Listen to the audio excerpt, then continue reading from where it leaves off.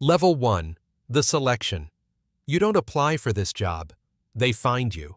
It starts quietly. A message that feels random, but isn't. An opportunity that somehow fits your exact skill set. You tell yourself it's coincidence. It's not. They already know you. Your military record, your deployments, your psychological evaluations. Even the things you thought were buried, they've already read. They watch you for months, maybe longer. How you react under pressure, how you handle authority, how far you're willing to go when no one is watching. Then one day, they make contact. A building with no markings, a room with no windows. Two men sit across from you. No names, no introductions, just questions. Not the kind you prepare for. Not, "Where are you from?" or "What are your strengths?" They ask you things that force you to look at yourself differently. What would you do if you had to choose between the mission and your team? Would you follow an order you knew was wrong? How far are you willing to go? If no one ever finds out, the interview doesn't end after an hour or two. It keeps going until you're exhausted, until your answers stop being rehearsed and start becoming real.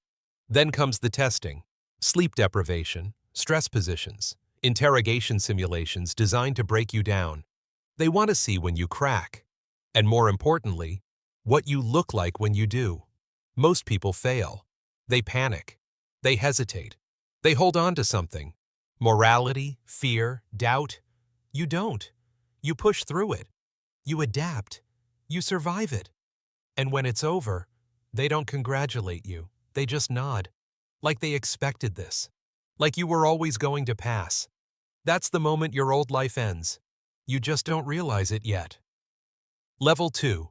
The Black Program. There's no ceremony, no uniform, no badge, no proof you were ever recruited. You're moved to a facility that doesn't exist on any map, remote, isolated, surrounded by people who never use their real names. This isn't the military anymore. There are no ranks here, only roles, only results. Training starts immediately, and it doesn't stop. Weapons training with everything from handguns to foreign rifles you've never seen before. You don't just learn how to shoot, you learn how to shoot without thinking, until your body reacts faster than your mind. Close quarters combat, rooms cleared in seconds, targets identified instantly. Mistakes aren't corrected, they're punished. Hard. Because in the field, mistakes don't get second chances. You learn demolitions, how to enter buildings without a sound, how to make something disappear without a trace. You learn surveillance, and more importantly, how to detect it. How to notice the same car twice, the same face in different places. The feeling that something isn't right, even when everything looks normal. But the most important thing they teach you is how to disappear. No digital footprint, no patterns, no habits that can be tracked. You are stripped down, rebuilt, and reshaped into something else. Something deniable. Before you leave, they tell you one thing, not as a warning, as a rule. If you are captured, you do not exist. At the time, you accept it, because you still believe you're part of something. Level 3. The missions. Your first mission feels unreal. No flag, no uniform, no official orders, just a briefing in a dark room and a target. You deploy at night, always at night. You move through places most people will never see. Unmarked vehicles, untraceable routes. Everything is designed to leave no connection back to you, or the people who sent you. The objective is simple. Get in, complete the mission, get out. No attention, no mistakes. Sometimes it's reconnaissance, watching from a distance, tracking movements, confirming patterns. Other times, it's direct, fast, precise, final. You learn not to hesitate. Because hesitation puts everyone at risk, and hesitation gets remembered. You work with a small team, men who operate like you, who don't talk much, who don't ask questions. Because questions don't change outcomes, only actions do. Missions stack on top of each other, countries blur together, faces fade. You stop thinking in terms of right or wrong, only success or failure. And as long as you succeed, you're valuable. Level 4.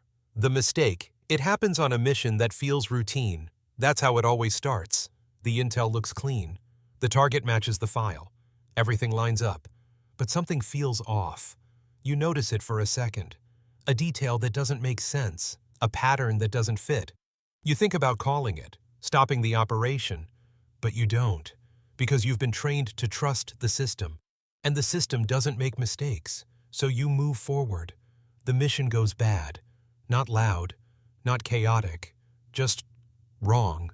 The target isn't who you thought. The situation isn't what you were told.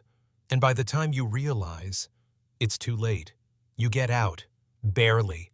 But something changes, not just in the mission, in how they look at you. Debrief feels different, shorter, colder, more questions than answers. You try to follow up. No response. You send another report. Silence. That's when it hits you. It wasn't just a bad mission, it was a test, and you failed.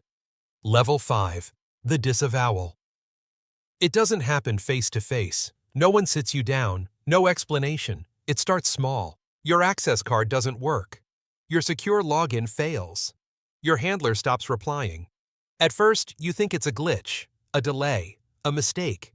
Then you check deeper. Your files are gone. Your missions erased. Your identity wiped clean.